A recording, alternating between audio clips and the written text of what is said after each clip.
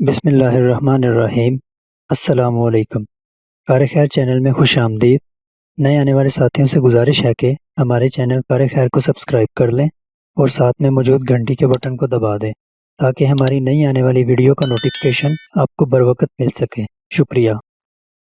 ہمارا آج کا موضوع دنیا میں زندہ شخص کو قبر کا عذاب۔ یہ عبرت ناک واقعہ مولانا محمد ہارون معاویہ صاحب کی کتاب 101 سبق آموز واقعات سے لیا گیا ہے۔ اس واقعہ میں مولانا ایک دوسری کتاب خزینہ سے حوالہ لے کر لکھتے ہیں کہ چند سال قبل ایک جماعت مانسہرہ سے آگے ایک چھوٹے سے قصبے میں گئی۔ اس جماعت میں ایک شخص ڈاکٹر نور محمد کا بیان ہے کہ مسجد سے باہر ادھر ادھر کافی لوگ فارغ بیٹھے تھے۔ ہم لوگ ان کے پاس گئے اور مسجد میں آنے کی دعوت دی تاکہ وہ تعلیم میں شریک ہو سکیں۔ کچھ لوگ ہمارے ساتھ مسجد میں آنے کے لیے تیار ہو گئے۔ ایک صاحب نے کہا کہ میں نماز کے وقت آؤں گا اور نماز کے بعد عذاب قبر کا ایک واقعہ آپ لوگوں کو سناؤں گا۔ چنانچہ ظہر کی نماز کے بعد یہ شخص ہمارے پاس بیٹھ گیا، اپنا تعارف کروایا کہ وہ ایک ریٹائر فوجی نوجوان تھا۔ اس فوجی کا بیان ہے کہ 1965 کی پاک و ہند جنگ میں ایک قبرستان میں اسلحے کا ایک عارضی کیمپ لگایا گیا تھا اور کچھ نوجوانوں کے ساتھ اس فوجی کی ڈیوٹی تھی۔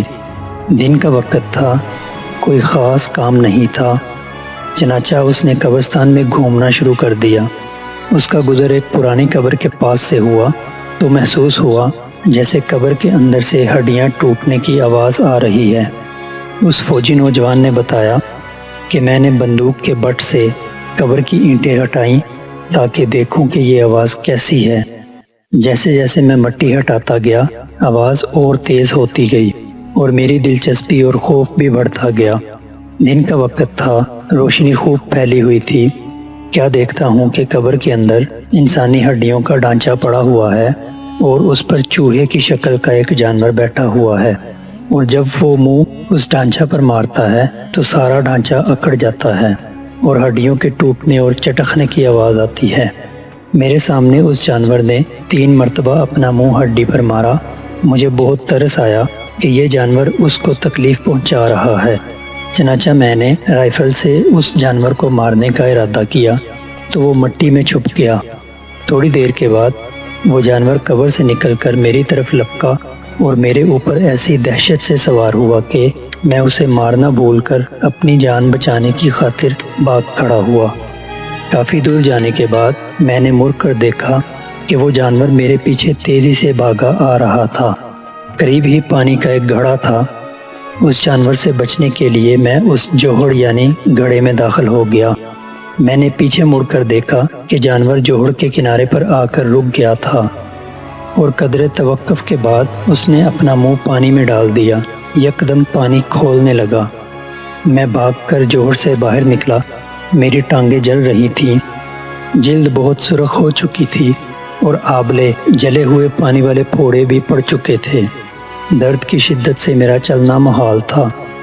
میں نے اپنے ساتھیوں کو آواز دی تو جب میں نے پیچھے مڑ کر دیکھا تو کچھ نہ تھا بلکہ وہ جانور غائب ہو چکا تھا۔ چنانچہ مجھے ایبٹ آباد کے ہسپتال میں داخل کروایا گیا اور وہاں سے راولپنڈی کے بڑے فوجی ہسپتال GMH میں منتقل کر دیا گیا۔ میری ٹانگوں کا گوشت گلنا سڑنا شروع ہو گیا اور ہر وقت بدبودار پیپ اور خون رستا رہتا ہے۔ کسی علاج سے افاقہ نہیں ہوا تو مجھے علاج کے لیے امریکہ بھجوا دیا گیا، مگر مرض بڑھتا گیا جو دوائی لگائی اور گوشت جاتا رہا۔ اس وقت دونوں ٹانگوں کی صرف ہڈیاں بچ گئی ہیں۔ گوشت آہستہ آہستہ گل کر علیحدہ ہوتا جا رہا ہے اور ہر وقت مردے کی سی بدبو آتی رہتی ہے۔ پھر اس شخص نے ہمیں اپنی دونوں ٹانگیں دکھائیں جن پر پٹیاں بندھی ہوئی تھیں۔ اللہ تعالیٰ معاف فرمائے۔ اس واقعہ سے ہمیں یہ عبرت حاصل ہوتی ہے کہ ہمیں دنیا میں اچھے کام کرنے چاہیے تاکہ ہم لوگ جب اللہ تعالیٰ کے روبرو پیش کیے جائیں تو ہمیں قبر کے عذاب سے اللہ تعالیٰ نجات دے اور اپنی تمام تر سختیاں ہم پر نرم کر دے۔ بے شک بعض دفعہ اللہ تعالیٰ لوگوں کی عبرت کے لیے دنیا میں ہی اپنے عذاب کا مشاہدہ کروا دیتے ہیں، جیسا کہ اس واقعہ میں بھی آپ نے ملاحظہ فرمایا۔ اللہ تعالی ہمیں اعمال صالحہ کرنے کی توفیق عطا فرمائے۔ اللہ تعالی ہمیں قبر اور جہنم کے عذاب سے محفوظ رکھے، آمین یا رب العالمین۔